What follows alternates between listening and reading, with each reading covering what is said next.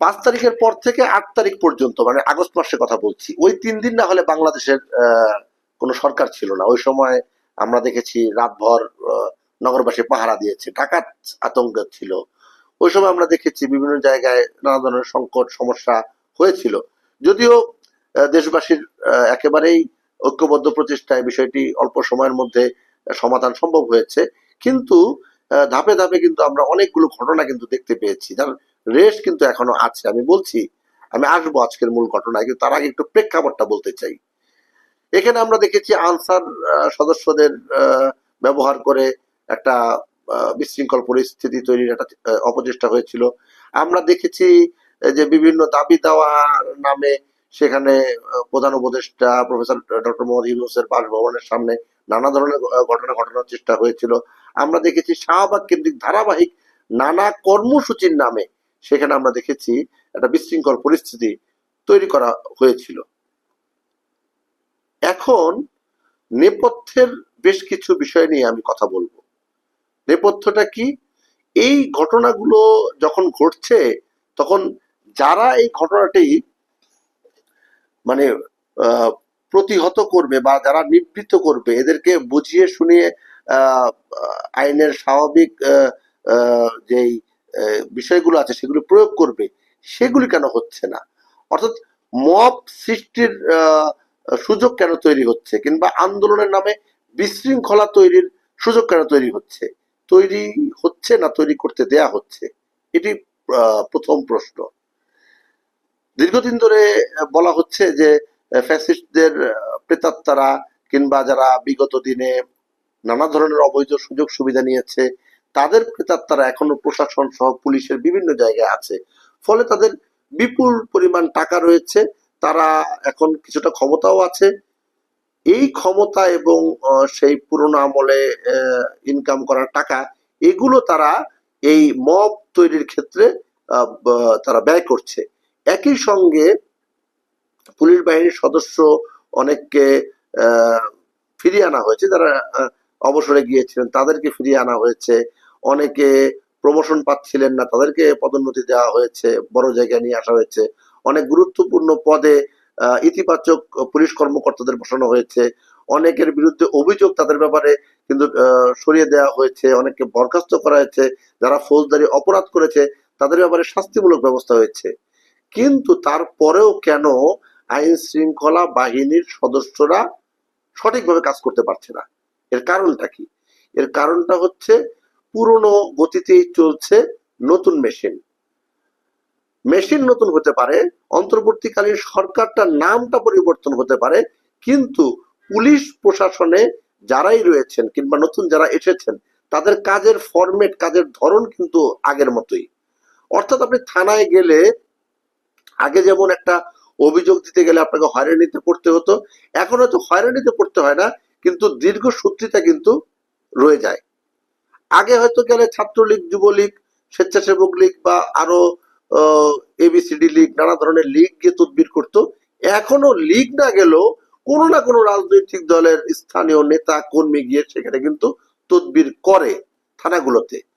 এই সুযোগটা কিন্তু থানার ভারপ্রাপ্ত কর্মকর্তা সহ তদন্ত কর্মকর্তারা কিন্তু এই সুযোগটা নেয়, নিয়ে তাদের যে আর্থিক যে লাভবান তারা যেভাবে হয়, যে প্রক্রিয়ায় হয়, দুই পক্ষ থেকে, কখনো কখনো এক পক্ষ থেকে সুযোগ সুবিধা নিয়ে আরেক পক্ষকে হয়রানির জন্য নানা ধরনের তারা ব্যবস্থা নেয়। যেমনটি যে বলা হয় না যে আকাশের যত তারা আইনের তত ধারা, এই ধারা অনুযায়ী তারা মোটামুটি একটা ব্যবস্থা নিয়ে নেয়। তাতে কে ভুক্তভোগী হয় এটা কিন্তু আইন শৃঙ্খলা বাহিনীর জানার বিষয় না, কারণ তারা তাদের কি বলবো এটাকে, নিয়মটা ফলো করে। তারা বলে যে আমরা আইনের মধ্যে আছে তাই করি। মানে আইনের মধ্যে থাকতে গিয়ে, দেখতে গিয়ে অনেক নিরপরাধও কিন্তু অনেক সময় হয়রানির শিকার হয়। এই বিষয়ে তারা যতটা পারঙ্গম, মব দমনে কিন্তু তারা ততটা পারঙ্গম নয়। অনেক সময় অনেক পুলিশ কর্মকর্তা নিজ দায়িত্বে চেষ্টা করেন পরিস্থিতি স্বাভাবিক করার জন্য, তাকে আবার ভোগান্তিতেও পড়তে হয়। যেমনটা আমরা দেখলাম শাহবাগে, সেখানে আন্দোলনরত কয়েকজনকে পুলিশ কর্মকর্তা গেলেন সেখানে বুঝিয়ে সরানোর জন্য, পুলিশ কর্মকর্তার উপর সেখানে হামলা হলো। তাহলে এই হামলা হওয়ার মাধ্যমে কি বার্তা গেল? বার্তা গেল যে কেউ যদি এই মবের বিরুদ্ধে যায় তাকে অপদস্থ করা হবে, মারা হবে। যদি মারা হয়, যদি অপদস্থ করা হয়, এর নেপথ্যে কারণ রয়েছে, এদের কিন্তু খুঁজে বের করা জরুরি। একই সঙ্গে অবসর থেকে যারা এসেছেন, যারা এতদিন পদোন্নতি পাচ্ছিলেন না বলে হায় আফসোস আফসোস করছিলেন, আপনারা তো এখন দায়িত্ব পেয়েছেন, আপনাদের তো এখন পদোন্নতি হয়েছে, আপনাদের তো অবসর জীবনে এখন চাকরি করার সুযোগ পেয়েছেন, আপনারা একটু ইমানি দায়িত্বটা পালন করেন। আপনারা ওই যে গড্ডালিকা প্রবাহে আপনারা গা ভাসিয়ে দিয়েন না। যদিও অনেকের বিরুদ্ধে অভিযোগ রয়েছে যে তারা নানা উপায়ে মোটামুটি জীবনের শেষ সম্বল তারা আয় করে নিচ্ছে, সুযোগ আর জীবনে পাই না পাই কি জানে, বলা তো যায় না।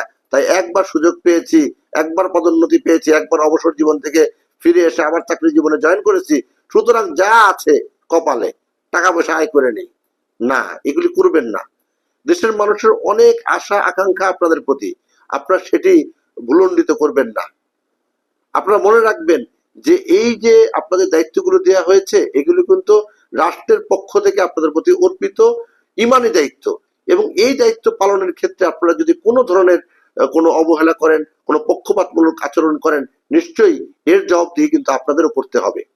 আজকে সময় যত যাচ্ছে, নির্বাচন কিন্তু এগিয়ে আসছে, এবং নির্বাচনের সময় আইন শৃঙ্খলা পরিস্থিতি স্বাভাবিক থাকা, একটা কি বলবো, সবার কাছে গ্রহণযোগ্য পরিস্থিতি থাকা, এটা কিন্তু খুব জরুরি একটা বিষয়।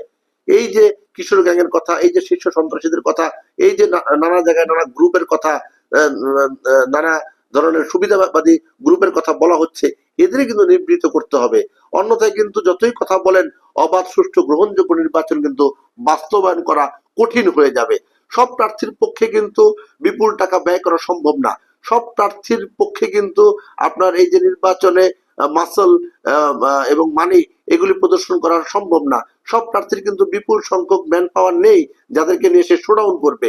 সুতরাং অবাধ সুষ্ঠু নির্বাচনের ক্ষেত্রে আইন শৃঙ্খলা পরিস্থিতি সুষ্ঠু থাকা, স্বাভাবিক থাকা, নিয়ন্ত্রণে থাকা খুবই জরুরি একটা বিষয়। শুধু রাজধানী ঢাকা নয়, শুধু চট্টগ্রাম নয়, সারা বাংলাদেশে আইন শৃঙ্খলা পরিস্থিতি যাতে স্বাভাবিক থাকে এবং মানুষ স্বস্তিতে তার জীবন যাপন করতে পারে, এই বিষয়টি কিন্তু সবার আগে নজর দিতে হবে। এবং তখন নির্বাচনের সময় নির্বাচন কমিশনের কাছে থাকবে এই পুলিশ প্রশাসন, এবং নিশ্চয়ই অন্তর্বর্তীকালীন সরকার তারাও কিন্তু এটি শক্ত হাতে দেখবে। ফলে নির্বাচন যাতে অবাধ হয়, সুষ্ঠু হয় এবং গ্রহণযোগ্য হয়, সেই বিষয়টি কিন্তু নিশ্চিত যাতে করা যায় সবাই মিলে। এবং রাজনৈতিক দলগুলোর কিন্তু এখানে একটা বড় ভূমিকা আছে। তারাও যাতে কোনো ধরনের কোনো সন্ত্রাসীকে, কোনো চাঁদাবাজকে, কোনো মাদকাসক্ত ব্যক্তিকে, কিংবা যারা অবৈধভাবে টাকা আয় করেছে তাদেরকে কোনো রকম কোনো সাহায্য সহযোগিতা না করে, সেটিও কিন্তু জনগণ চাইবে। অন্যথায় যে পরিণতি হয়েছে আমরা দেখেছি 5 আগস্টে, এমন কোনো ভয়াবহ পরিণতি হয়তো আমাদের ভুলের কারণে হয়তো আবার সামনে থাকতেও পারে। সেই পরিণতি যাতে না হয়, তাই এখন থেকে সতর্ক হয়ে আমরা নিজেদের প্রত্যেকে সংবরণ করি এবং নিজের দায়িত্বটা যেন ঠিক মতো পালন করি। সবাই ভালো থাকবেন, সুস্থ থাকবেন। আল্লাহ হাফেজ।